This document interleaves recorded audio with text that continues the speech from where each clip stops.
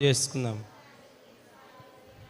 ప్రార్థన గురించి సమూయేలు యొక్క 3 అభిప్రాయాలు ఈరోజు మనం నేర్చుకున్నాం. ప్రార్థన ద్వారా పుట్టినవాడు, ప్రార్థన ద్వారా ఎదిగినవాడు, ప్రార్థనలోనే పెరిగినవాడు, ప్రార్థన అనే అర్థం వచ్చే పేరు పెట్టబడిన సమూయేలు ప్రార్థన గురించి 3 మంచి అభిప్రాయాలు చెప్పాడు. మొదటిగా, ప్రార్థన వ్యక్తిగతమైనది. నా మటుకు అన్నాడు.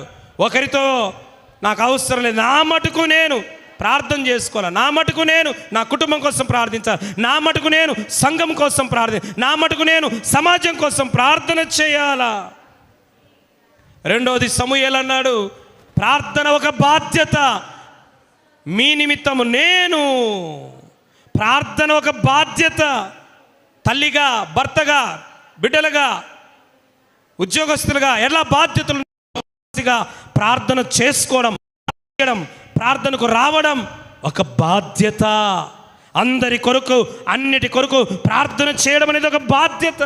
బాధ్యతారహితం అనేది చాలా తప్పు, సోమరితనం, అది నిర్లక్ష్యం. అది మూడోదిగా, సమూయేలు అభిప్రాయం ఏంటంటే, ప్రార్థన ఒక పరిశుద్ధత.